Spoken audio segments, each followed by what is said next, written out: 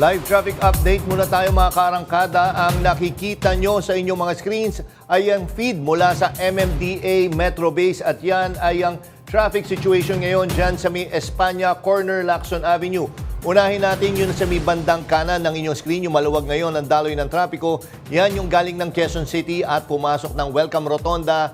Binabaybay niya ng Espanya papunta ng Quiapo area at Intramuros. So ngayon, maluwag ang daloy ng trapiko sa mga oras na ito. Samantalang sa left side ng inyong mga screen, medyo mahaba na yung pila ng mga sakyan.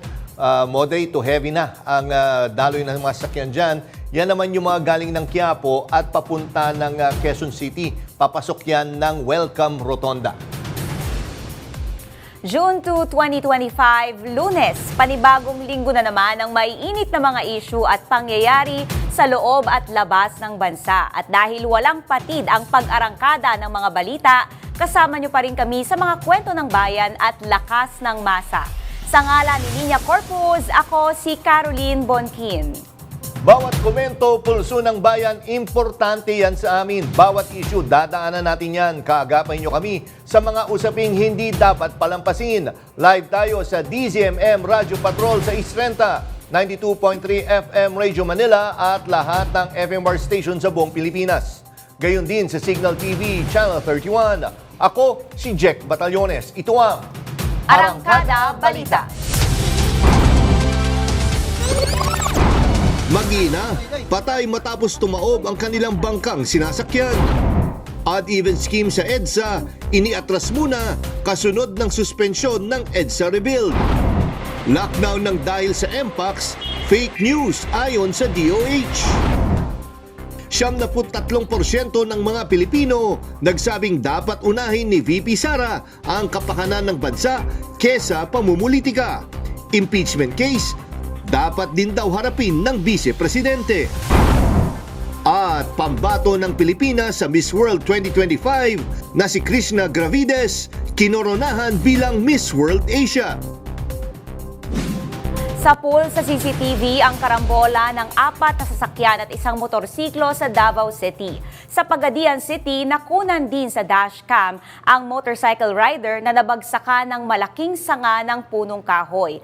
At sa Zamboanga del Norte, patay ang isang pahinante matapos madagana ng truck. Yan ang maarangkadang balita ni FMR News Davao correspondent Hernel Tocmo. Sa pool sa CCTV ang banggaan ng 4 na sasakyan at isang motorsiklo sa Barangay Lizada, Toril, Davao City, Huwebes ng hapon. Kita sa video na lumagpas sa lane ang pick-up truck kaya sumalpok ito sa kasalubong na dump truck. Dahil dito, damay rin sa banggaan ang isang kotse, isang MPV at motorsiklo. Wasak ang harapang bahagi ng pick-up habang tumagilid naman ang truck. Ayon sa pulisya, 2 ang sugatan sa banggaan. Straight among dagan, kalitra gidagit ako ang ligid mo na natanggal diretso ba mo to nadala dira akong sakyanan. Wala gyud kabantay gyud ko ato kay na nga kuan pag gawas lang sa akong ligid kalitra magboto diretso. Ayon sa PNP, nakipag-areglo ang driver ng pick-up sa mga sangkot sa aksidente. Istorya na ko, sagot daw niya tanan ang mga damage sa mga vehicle pati itong injury. Sa pool naman sa dashcam ang motorcycle rider na nabagsakan ng malaking sanga ng punong kahoy sa Sanson Street, Pagadian City noong 17 ng Mayo. Kita sa video ang pagdaan ng 69 na taong gulang na si Semblante Baraba at tiyempong nahulog ang mga sanga at kahoy. Sumaklolo naman ang mga residente at agad dinala ang biktima sa ospital. Ayon sa kamag-anak ng biktima na si Annie Lane Gulam, dahil sa nangyari, hirap nang makatayo at may tahi sa ulo ang biktima at nananawagan sila na matulungan sa gastusin sa ospital. Sa Zamboanga del Norte, patay naman ang lalaking pahinante matapos madaganan ng natumbang truck sa Barangay Muñoz sa bayan ng Siaya noong Biyernes. Batay sa investigasyon ng PNP, may kargang soft drinks ang truck nang pumutok ang isa sa mga gulong nito. Nawalan umano ng kontrol ang driver at nang patumba na ang truck, sinubukan pang umalis at tumalo ng biktima pero natumbahan siya ng truck. Hernel Tocmo, umarangkada sa pagbabalita. 5 ang nasawi matapos salpukin ng truck ang isang motorsiklo at multicab. Kasama na ang isang taong gulang na bata. May report si FMR News Tacloban correspondent Dan Kirk Requies. Nagkalat sa kalsada ang mga katawan at parte ng mga sasakyan matapos salpukin ng isang truck ang isang motor at multicab sa barangay Kabulihan, Ormoc City kagabi. Base sa investigasyon, mabilis ang takbo ng truck at nang mawalan ng kontrol ang driver, sinalpok nito ang kasalubong na motor at multicab. Malaking truck is parang was reportedly driving at a high speed. Then the driver suddenly swerved into the lane of B1 and B3. Parang nag-swerve siya. So tinamaan yung motorsiklo at saka yung multicab. Dead on the spot ang mag-anak na sakay ng motorsiklo, patay rin ang driver ng multicab at kanyang asawa, habang sugatan naman ang tatlong anak nila. Nasa kustodiya na ng Ormoc City Police Office ang driver ng truck na harap sa patong-patong na reklamo. Yung driver ng truck, andun po sa police station natin, but papailan ko siya ng reckless driving resulting of multiple homicides, multiple physical injuries, and multiple damage to property. Dunkirk Rikyaz, umaarangkada sa pagbabalita. Samantala, patay ang 4 sa 12 sakay ng tumaob ang sinasakyan nilang bangka sa Pangil Bay. May report si FMR News Zamboanga del Sur correspondent Jam Nueva.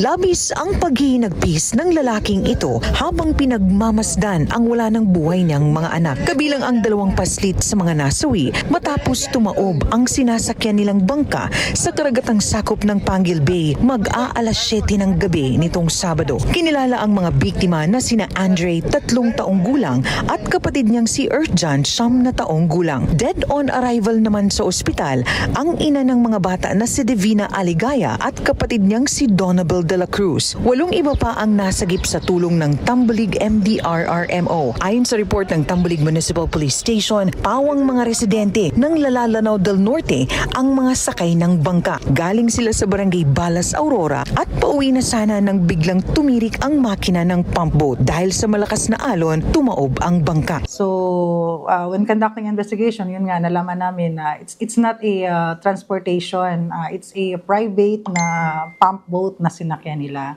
So, family-owned. Lumabas din sa investigasyon na ang 12 anyos na pasahero ang nagpapatakbo ng bangka nang mangyari ang insidente. Kabilang siya sa mga nakaligtas na agad dinala sa ospital dahil sa tinamong minor injuries. Nakaburol na ang mga labi ng mga biktima habang patuloy ang investigasyon sa insidente. Jam Nueva, umaarangkada sa pagbabalita.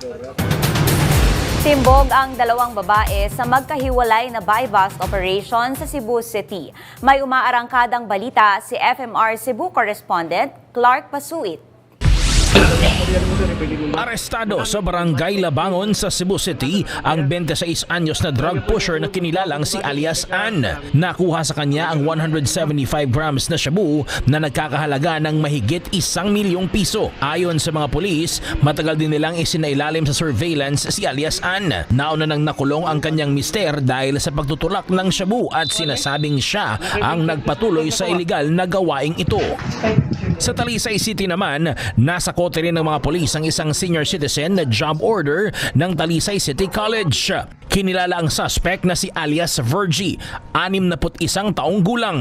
Bukod sa hinihinalang shabu na tumitimbang ng mahigit 100 gramo at buy-bust money, nakumpiska rin mula sa kanya ang mga drug paraphernalia. Depensa ng matanda, napilitan siyang magtulak ng droga dahil sa kanyang anak na may sakit na sinusuportahan niya. Kakasuhan ng 2 ng paglabag sa Dangerous Drugs Act. Clark Pasuit, umaarangkada sa pagbabalita. Nasabat ng CIDG ang isa na namang kasamahan ni dating presidential spokesperson Harry Roque sa kasong human trafficking. Kinilala ang sospek sa pangalang Mariano, isa umanong security guard sa isang Pogo hub sa Porac, Pampanga. Inaresto siya ng mga operatiba sa loob ng Clark Development Corporation base sa warrant na inilabas ng Angeles RTC. Hindi na muna itutuloy ng MMDA ang pagpapatupad ng odd-even scheme sa EDSA kasunod ng suspensyon ng EDSA Rebuild. Sabi ni MMDA Chairman Don Artes, magbibigay daan ng kanselasyon ng odd-even scheme para pag-aralan ulit ang kanilang plano sa inaasahang matinding trapiko sa panahon ng rehabilitasyon ng EDSA.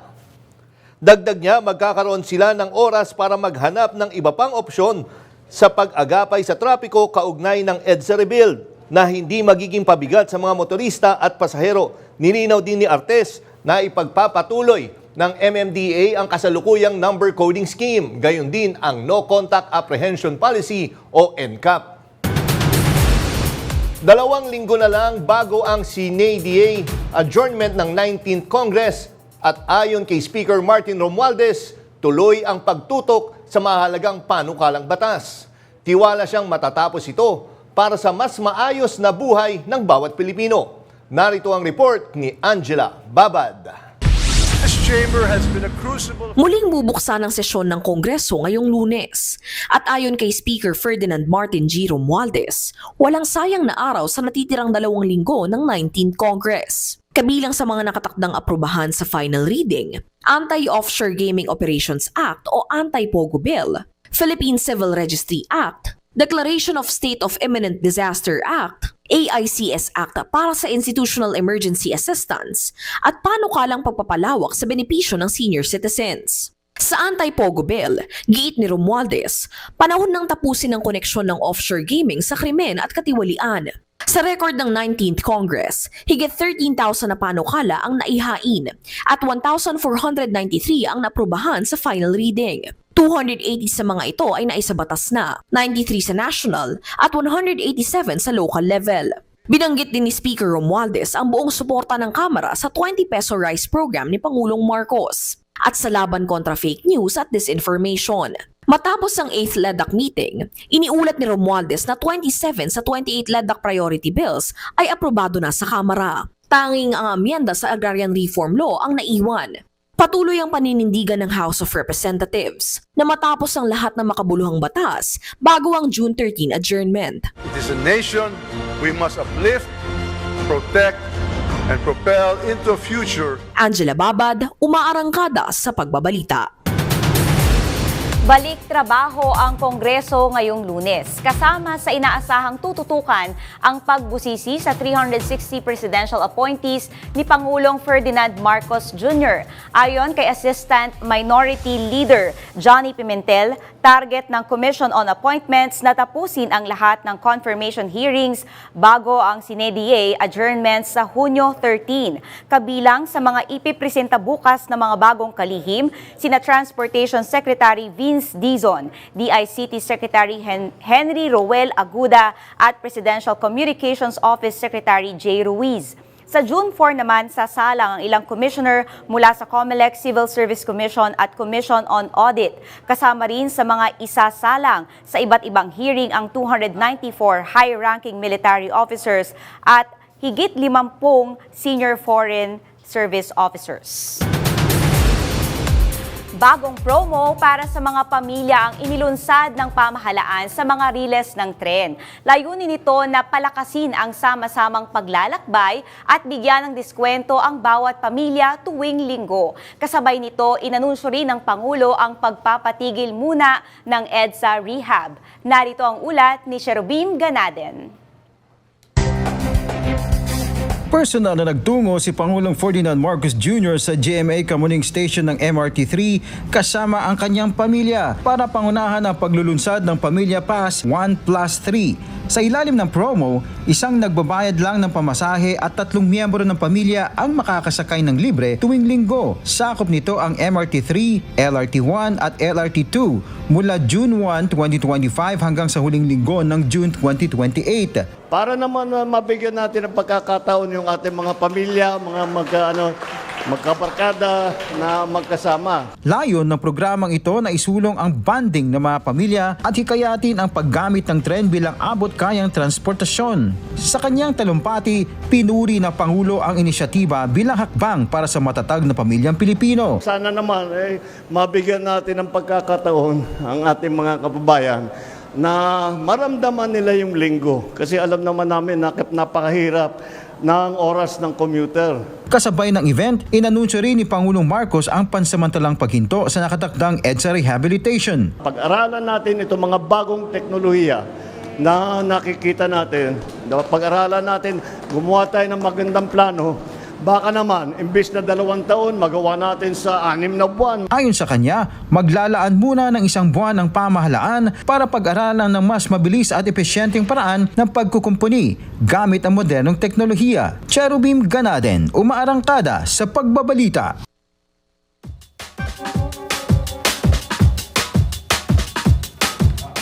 Mga karangkada, naranasan mo na ba ito, yung makasakay ng tren kasama ang buong pamilya at isa lang ang babayaran? Ngayon may Pamilya Pass 1+3. Mas magaan ang biyahe, mas masaya ang linggo. Taong bayan ng bida. Ano kaya ang kanilang masa? Sabi. Siyempre nakakatipid sa mga sambayan ng Pilipino sa pamamagitan ng isa lang babayaran tapos yung 3 libre. Dagdag family bonding na rin sa pamilya lalo na Sunday. Sa amin pong mga estudyante, lalo na pag magkakasama po kami, may times po kasi na sakto lang po yung pamasahe ng isa namin. So malaking tulong na rin po sa kanya yun pag nagkaroon po ng ganong promo yung LRT. Helpful po siya, like halimbawa po may groupings po na gagawin, hindi namin magsama-sama. At the same time po kasi yung mga klase ko rin, sabay-sabay kami sa isang LRT. Ano siya, convenient siya, tapos pwedeng makatulong sa mga gaya naming estudyante. Makakatulong po siya kasi kasi may promo po siya, parang mababawasan po yung pamasahe namin tuwing Sunday po, gano'n. Mapapagaan yung pagbiyahe namin. Hindi na ganong kasi pag 3 kami, mataas yung pamasahe. Uy, malaking bagay yan kasi pangbili ko na ng turon yung yung matitipid Mas na. mahal pa nga yung turon eh. Sa iba po, iba bibilan mo yung malalaki. Pero yun nga, 1+3, so hindi baliktad, no? Di ba usually pag mas 3 marami? 3+1. Hindi. Ang nakalagay 1+3, di ba parang malaki nga kung baka kasama mo yung buong pamilya mo, no? Kaya maganda nga yung makausap ngayon yung mechanics, pero maganda, no? Hindi lang MRT pati LRT yata, no? Kasama siya.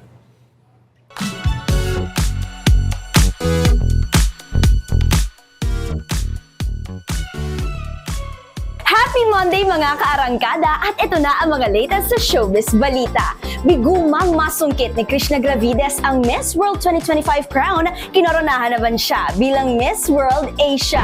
Hello everyone, mabuhay. This is Miss World Asia from the Philippines.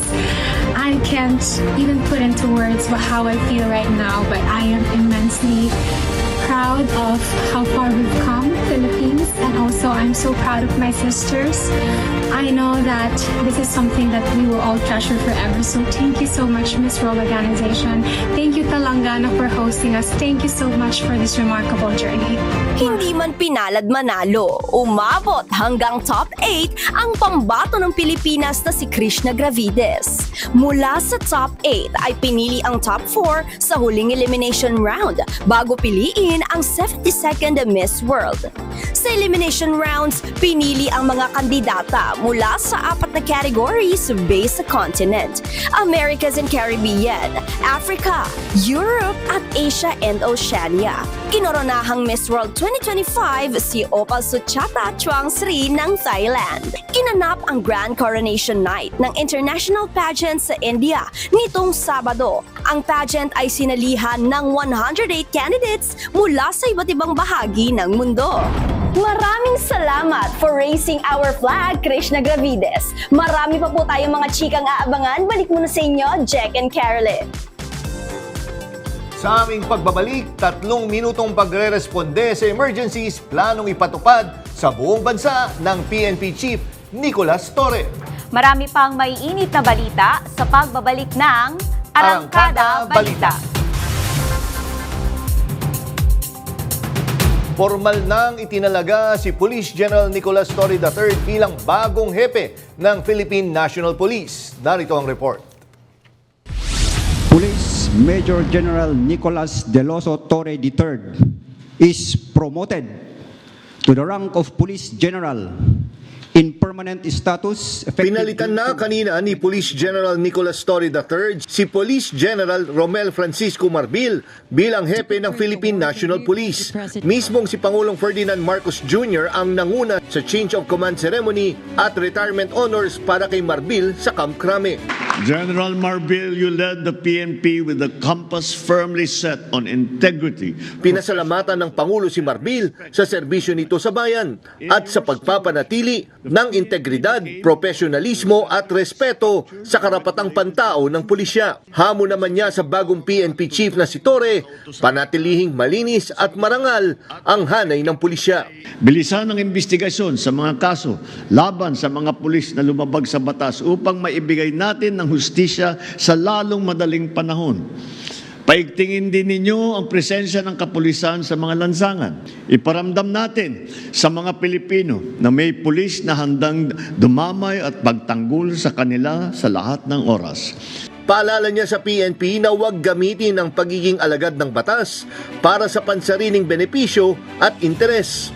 Nangako si Torre na pagsusumikapan pa ng PNP ang pagpapanatili ng kaligtasan ng bansa, paggalang sa karapatang pantao ng mga Pilipino at pagkamit ng tiwala ng bayan. Para sa bawat Pilipino, sa ilalim ng aking pamumuno, ang batas ay patas, ang serbisyo ay mabilis, at ang kapulisyahan ay karapat-dapat ng inyong tiwala. Hindi nyo na kailangan pang pumunta sa kung saan-saan at hindi namin kayo pagpapasapasahan at ang PNP na lamang ang inyong maging sumbungan ng inyong mga hinaing, lalong-lalo na ng paglabag ng inyong karapatang pantao. Tulungan nyo kaming tulungan kayo. We acknowledge your active partnership in creating the bagong Pilipinas we all dream of at buong puso kaming nagpapasalamat. Huwag kayong bibitaw at manatili sana kayong katuwang sa pagtaguyod ng kapayapaan at kaayusan ng ating bayan. We will strengthen our partnerships with the public so we can better understand. Kabilang sa mga plano ni Torre ang pag-institutionalize ng 3 minutong Emergency Response Team, pagpapatibay ng pagkakaisa, karagdagang modernisasyon ng teknolohiya ng ahensya at pagpapanagot sa mga tiwaling pulis. Si Torre ang kauna-unahang PNP chief na nagtapos mula sa Philippine National Police Academy bilang miyembro ng Class 1993. Nagsilbi siya bilang hepe ng Criminal Investigation and Detection Group at pinangunahan ang ilang high-profile case. Kabilang sa paghahanap at pagkakaresto kay Kingdom of Jesus Christ leader Pastor Apollo Kibuloy at pag-serve ng warrant of arrest kay dating Pangulong Rodrigo Duterte.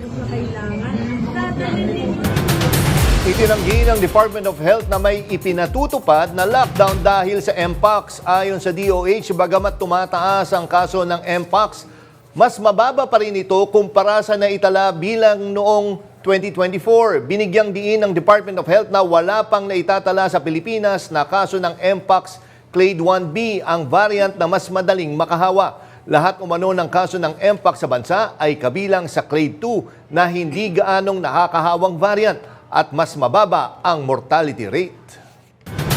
Hindi panangga sa Mpox ang face mask dahil hindi ito airborne. Ayon sa Department of Health. Ayon kay Health Spokesperson Albert Domingo, mas makabubuting iwasan ang paghalik at pagyakap para maiwasan ang impeksyon. Nauna nang sinabi ng World Health Organization na viral illness ang Mpox na maaaring magdulot ng masakit na pantal, paglaki ng mga kulani, sakit ng ulo, pananakit ng kalamnan, likod at panghihina. Kadalasang naipapasa ang Mpox sa pamamagitan ng malapitang physical contact sa taong may Mpox. Dagdag pa ni Domingo, walang dahilan para sabihing mataas ang demand para sa face mask dahil sa Mpox, kaya't hindi dapat itaas ang presyo nito.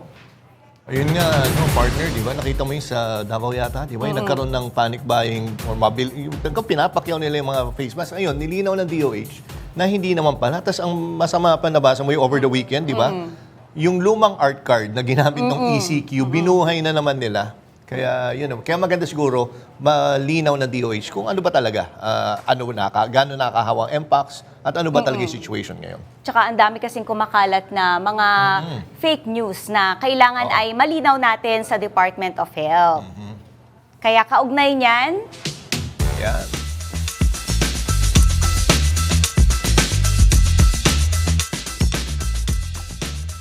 Sa gitna ng pangamba Sa mga kaso ng Mpox, muling nilinaw ng Department of Health na hindi ito airborne.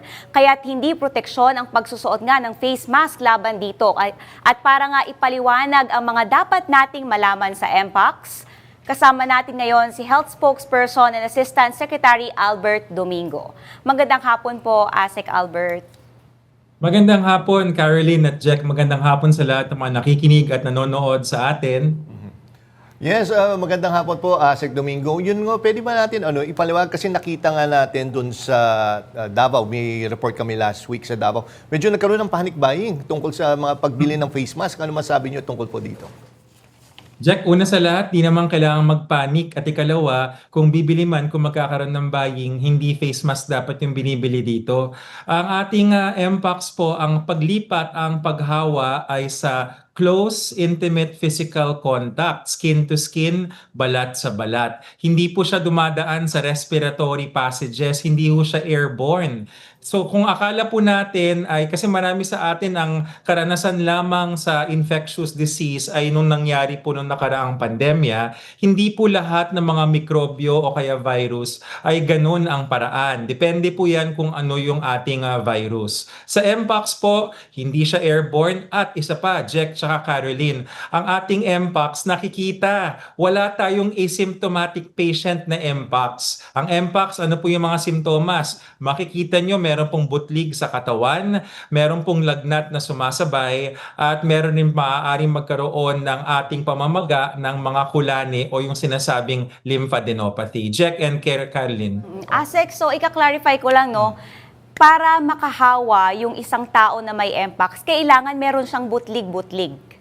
Tama Yes, ba? that's categorically yes, Kaylin. No? Hindi talaga makakahawa ang tao na smooth ang skin o kaya walang nakikitang mga butlig. Dahil yan po ang hallmark ng Mpox. Asek, ganito, sabi niyo, very visible yung mga butlig-butlig. Anong difference nito sa itsura ng, let's say, bulutong? Chickenpox. Chickenpox, yes. Yes. Gandang tanong yan, Jack, no? Tatlo yung mga magkakahawig kasi. Marami sila pero tatlo yung pinakamagkakahawig. Ayun, ang galing ng ating tech, no?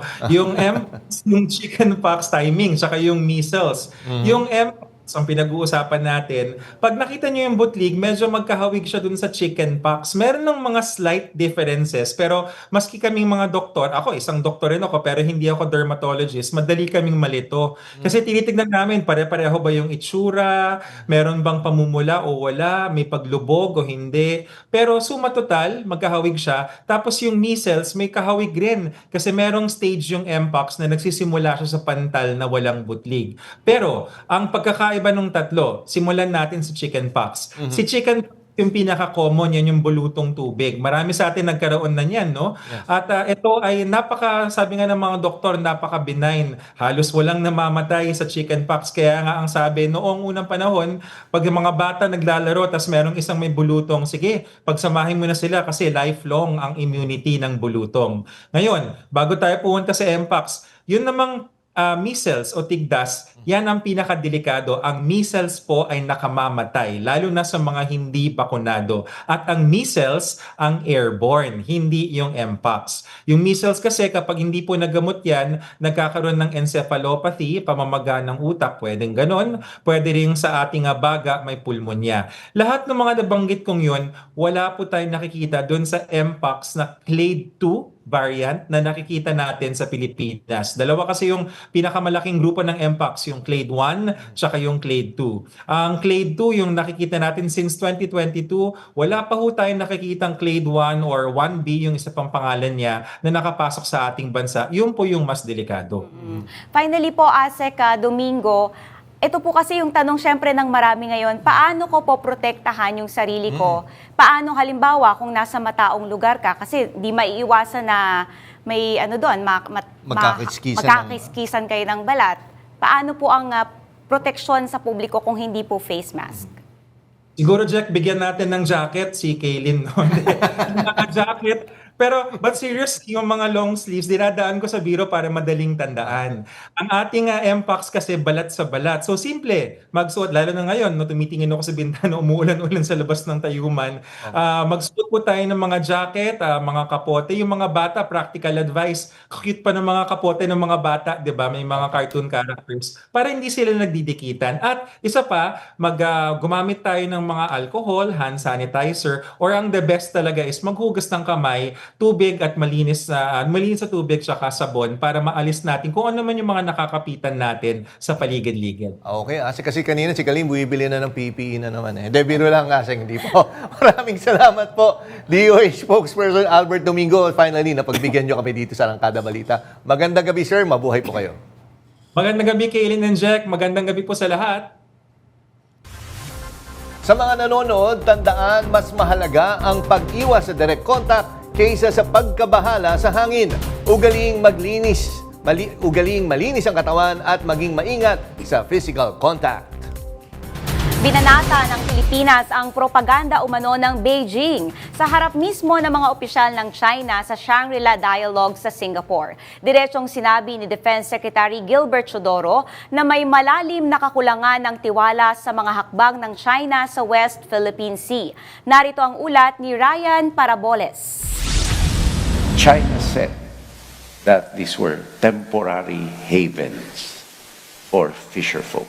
Matapang ang naging pahayag ni Defense Secretary Gilbert Teodoro Jr. sa 22nd Shangri-La Dialogue sa Singapore nitong June 1. Tinawag niyang hadlang sa solusyon ng lumalalim na trust deficit sa China. Hindi nagpahuli si Teodoro sa pagtugon. Matibay niyang ipinaglaban ang posisyon ng Pilipinas. Giit ng Pilipinas, malinaw ang hatol ng International Tribunal noong 2016. Walang legal na basihan ng 9-dash line ng China. Pero patuloy ang agresibong pagkilos ng Beijing sa mga lugar na sakop ng exclusive economic zone ng bansa. Habang nagpapatuloy ang negosasyon para sa Code of Conduct sa South China Sea, panawagan ni Teodoro maging tapat at patas ang bawat bansa sa pagresolba sa problemang ito sa West Philippine Sea. Ryan Paraboles, Arangkada sa Pagbabalita. Marami pang may init na balita sa pagbabalik ng Arangkada Balita.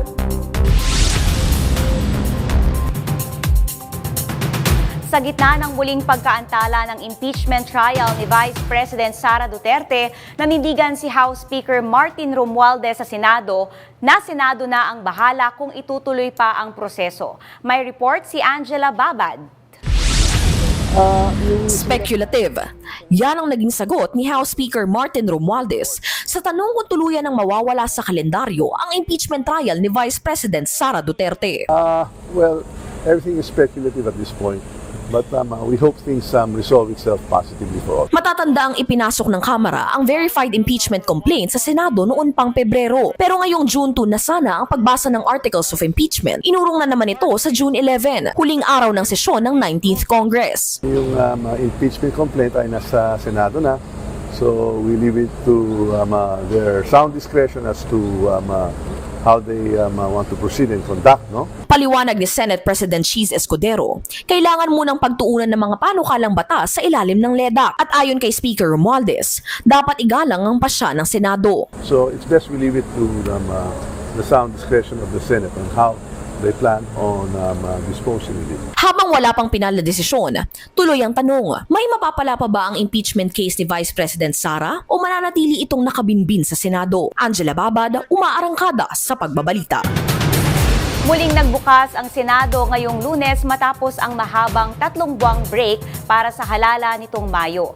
Sa gitna ng tanong kung itutuloy pa ba ang impeachment trial ni Vice President Sara Duterte, sinabi ni Senate President Francis Cheese Escudero na nasa kamay na ito ng papasok na Kongreso. Duda lang ako na yun ang mangyayari. Dahil maliwanag naman ang tinatalaga ng rules, maliban na lamang kung may maliwanag at klarong basehan at rason para hindi gawin yon. Pero sa dulo, pagbobotohan pa rin yan. Siyam sa bawat 10 Pilipino o 93% ang naniniwalang dapat unahin ni Vice President Sara Duterte ang kapakanan ng bansa. Ayon yan sa pinakabagong strat-based SWS survey na isinagawa mula May 2 hanggang 6. Ayon pa sa survey, 88% ng mga rehistradong botante ang nagsasabing dapat harapin ni VP Sara ang impeachment charges laban sa kanya. Sagutin ang mga alegasyon ng korupsyon at linisin ang kanyang pangalan. Kasama rin sa mga nais ng publiko ay ang pagtutok ni VP Sara sa sarili niyang mga programa at polisiya at itigil ang pamumulitika. Kasabay ng mga babala sa sunod-sunod na delay sa impeachment trial ni Vice President Sara Duterte, isa sa mga pinaka-nagpahayag ng pagkabahala si Congresswoman-elect Laila De Lima ng ML Party List. Kasama natin ngayon sa linya ng telepono si Congresswoman De Lima. Magandang gabi po, Congresswoman De Lima, Jack Batallones po at Caroline Bongkin. Okay. Congresswoman, Ma'am Leila. Yes, good evening, Jet, and Yes, also to Colleen and to your listeners and viewers. Yes, Good ma'am. evening. Yes, ma'am. Thank you po. Yes. Alam namin busy yung araw niyo ngayon at tinanggap niyo pa rin yung aming tawag. Ma'am, anong reaction niyo po bilang isa sa prosecutors po? Na-disappoint ho ba kayo sa naging desisyon po ng Senate po? Oh, yes. Alam naman kami, parang, dapat inaasahan namin na ang magiging statement sa press con ni Senate President Cheese is yung parang idadaos niya, yung mga naging kahaka, yung mga naging concerns and apprehensions na baka hindi na nga matuloy ang impeachment trial. So they should have said, or he should have said something like, itutuloy na namin ito. Hindi na namin papansinin yung issue about yung pwede pa ba mag-crossover sa next Congress, sa 20th Congress. And then let na lang the interested party, like the respondent or the officially impeached, sila na lang ang mag-question yan. But as we were expecting that Senate would be firmer in its stand this time, kasi nga, ano na nga tayo, we were alarmed already, or I was apprehensive nung pinospone na naman, reset na naman from June 2 to June 11. So ngayon, ganun ang sinasabi na mag-meet pa daw sa June 11, but we really do not know what will happen there. Kasi alam nyo na, sine die adjournment. They might very well just cite as an excuse na adjourn na kami, sine die. So hindi kami pwedeng magpatuloy. Tingnan na lang natin sa next Congress kung pwede pa. So, parang isa yan sa mga magiging possible scenarios on June 11. So, in the press con kanina, the Senate President should have been more direct, more certain, more definitive, and yung isasabihin niya na obligasyon namin ito, it's a constitutional duty, responsibility that we cannot shirk from. Kaya itutuloy na talaga namin ito. Kahit mag-adjourn na sine die yung regular session, yung regular Congress, kasi nga, iba ito, ibang usapin ng impeachment. Hindi ito ordinaryong legislative function ng Kongreso or ng Senado. Yes. Okay. Congresswoman-elect, si Caroline po ito. Ma'am, ang isa po kasing sinasabi kanina possible na yung 20th Congress na yung magde-decide on the impeachment trial. Tingin niyo po ba may posibilidad na umabot pa ito sa Korte Suprema? And if that happens, can the Supreme Court act on it? Okay, yan pa nga yung mga mga possible scenarios din. Kung alimbawa sasabihin ng next Congress, ng next Senate, na hindi na pwede. And alam mo naman, tatanggapin na lang yan ng prosecution. Iba, so baka nga pumunta sa Supreme Court because it's an open, novel legal issue. Ganon din, kapag ituloy halimbawa, mag-decide yung next Senate, yung 20th Congress, Senate, na pwede pa. And then we can expect that the defense side will also raise it to the Supreme Court. Now, as much as possible, ang view ko kasi dyan, pagdating sa impeachment, ay hindi na dapat talaga pinapakialaman. Because under the Constitution, it's the Senate which is the sole judge, the sole authority that can try and decide on the impeachment kung ano yung magiging verdict, whether guilty or not. Pero hindi naman ibig sabihin na totally ay wala na. Kasi ang position ko, it should be sparing. As much as possible, hindi dapat pakialaman ng Supreme Court. Pero kapag meron clear naman na pagkakamali, grave abuse of discretion, o kaya a very, it's a legal constitutional issue like this one, pwede pa siguro makialam ang Supreme Court. Kaya nga, all that will sana, kung mas nagiging decisive at firm yung Senado ngayon. Yung pagkatanggap pa lang sana ng articles of impeachment from the House of Representatives, ay dapat inaksyonan kaagad nila. Wala na dapat yung mga excuses about break and all that.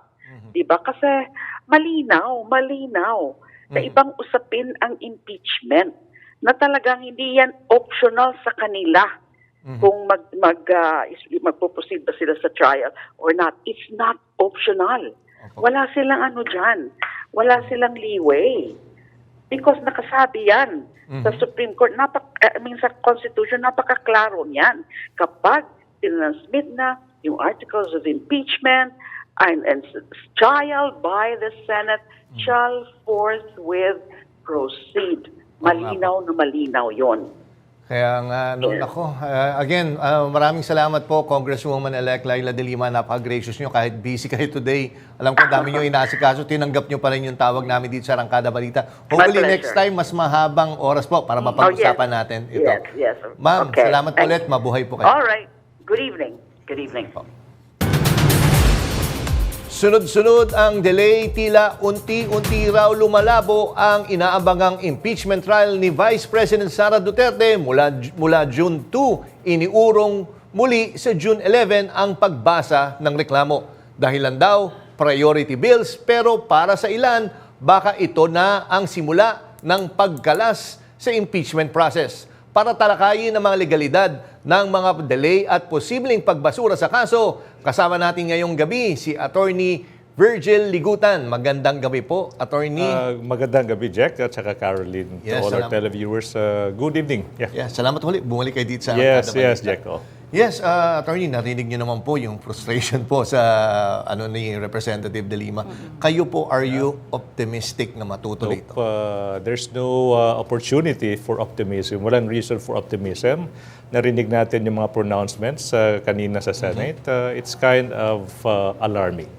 Alarming in the sense, Jack at Caroline, parang napag-uusapan na yung probability na hindi matutuloy yung impeachment trial.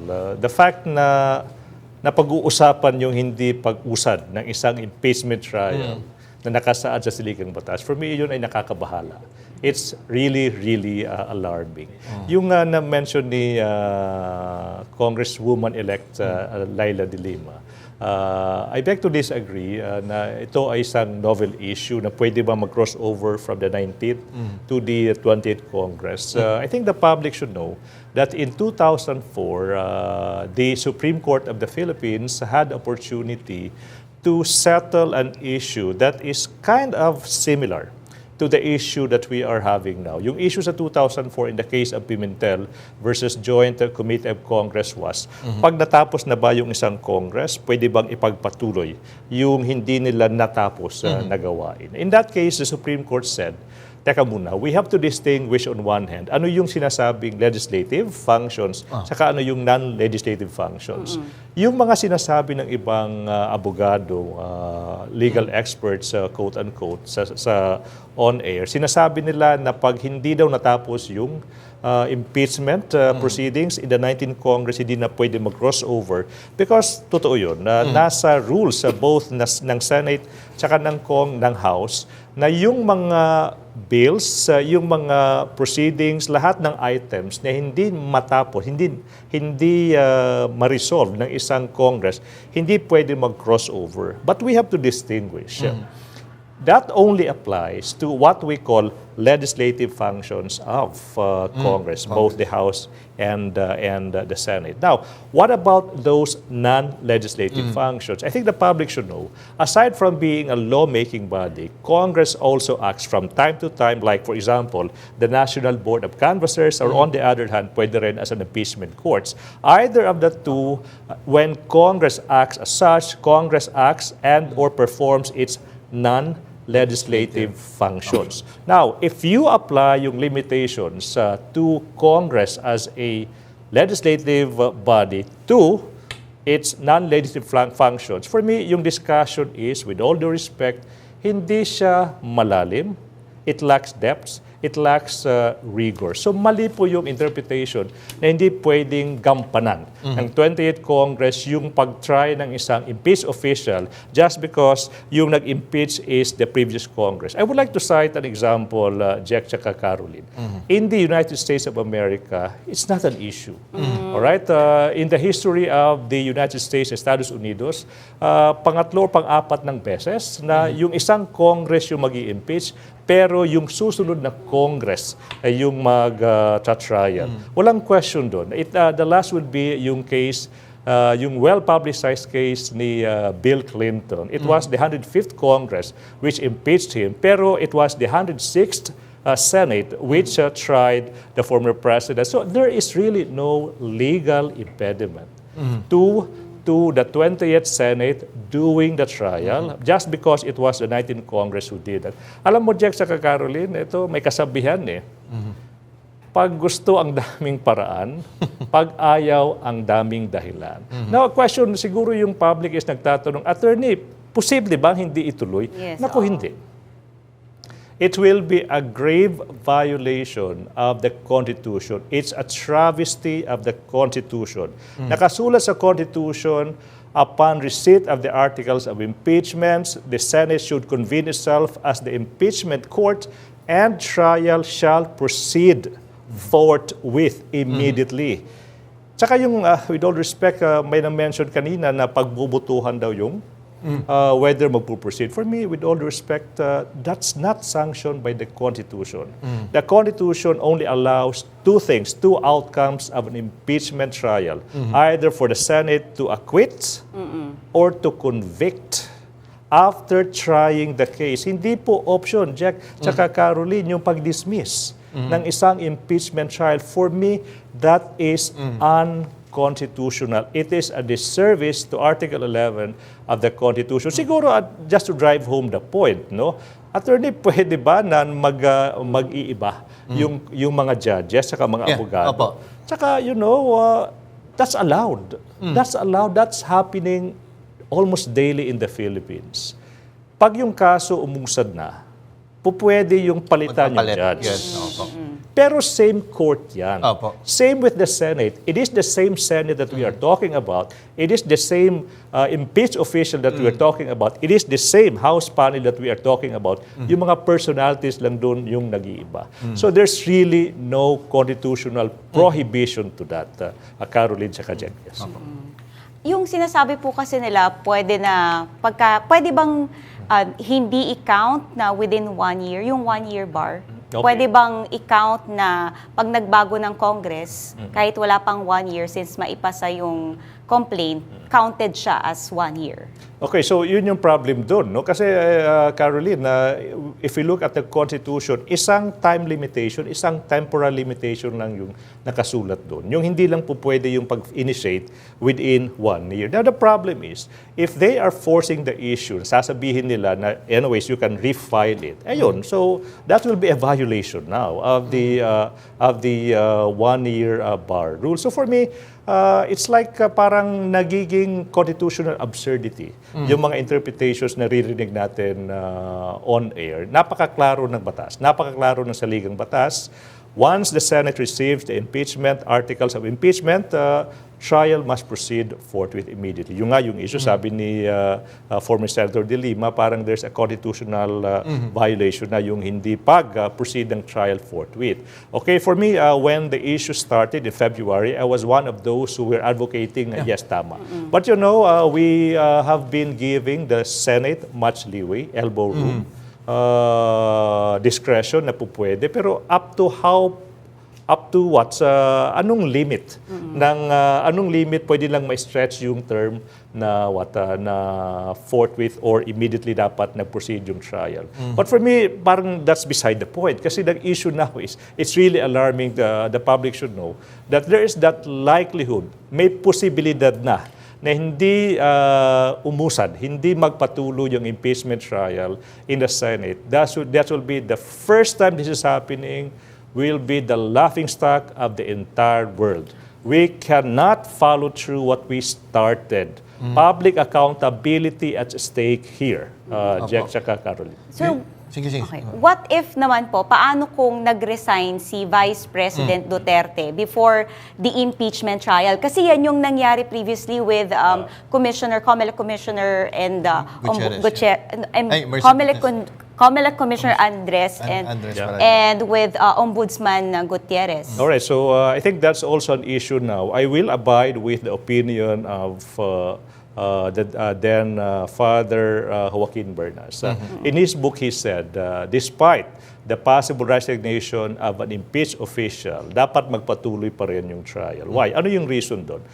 Nakasulat doon, and I fully agree, kasi yung penalty possible ng isang impeachment, ng isang conviction is removal tsaka perpetual disqualification. So, resignation of an impeached official only do away with one of the two penalties, removal. Pero what about the next one? For me, dapat ipagpatuloy pa rin despite a possible resignation of an official that is already impeached, but the official resigns prior to either acquittal or conviction. Dapat ipagpatuloy yun, Caroline. Attorney, bilang isa sa, kasi kayo yung kumbaga yung naging lawyer siya nagsampa nung isa sa impeachment complaint, ano na lang yung mensahe nyo siguro sa publiko na dapat tutukan to, wag tayo pumayag na hindi matuloy?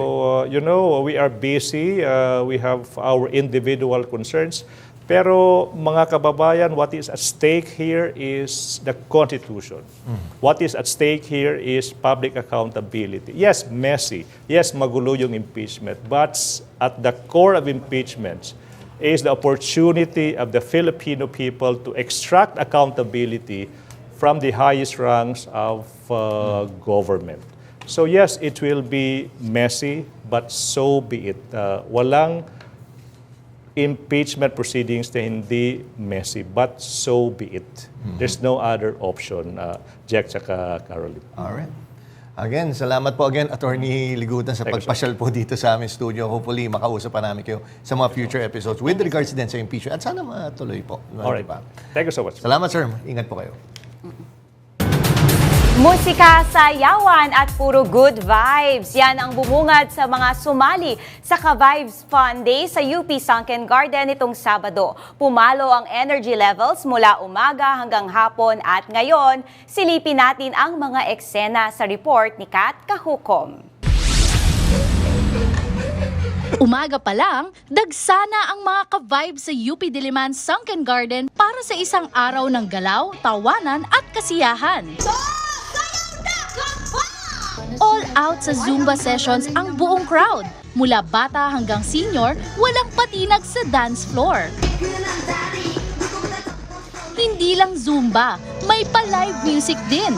Sumayaw at nag-sing along ang lahat sa tugtugan ng mga guest performers, tila isang mini concert sa gitna ng kalikasan. May booth, palaro at giveaways rin. Kaya hindi lang pawis ang inabot ng mga sumali, kundi puro ngiti at bonding time kasama ang buong pamilya. Tunay ngang isang araw ng good time at samahan ang Ka-Vibes Fun Day. Buong Ka-Vibes Nation, all out sa pagpapasaya. At syempre, malaking pasasalamat ng 92.3 FM Radio Manila sa matagumpay na event. Abangan na ang susunod na edisyon at siguraduhin maki-vibes na kayo. Kat Kahukom, umaarangkada sa pagbabalita.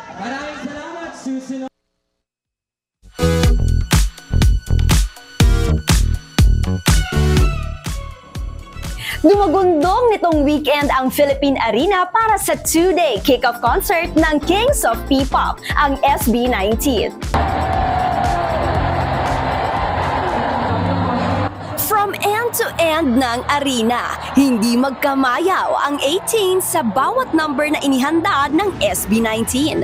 Hindi rin naman nabigo sina Pablo, Josh, Ken, Stel at Justin dahil tinapatan ng crowd ang kanilang energy on stage.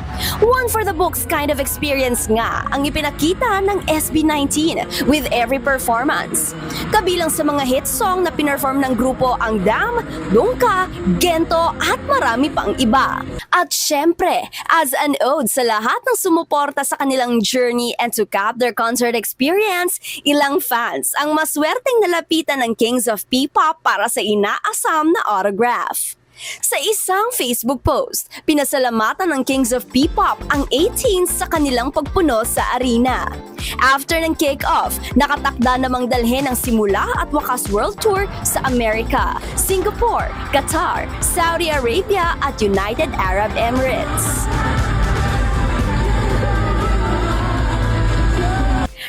Congratulations SB19 at iyan po ang mga latest sa showbiz balita mga kaarangkada. Ako po si DJ Mia ng FM Radio Manila. Balik sa inyo, Jack and Carolyn. At yan ang mga balitang umaarangkada ngayong araw. Sa ngalan ni Nina Corpus, ako si Caroline Bonquin. At ako naman po si Jack Batallones para hindi mahuli sa usapan, kapit lang hanggang sa susunod na Arangkada Balita.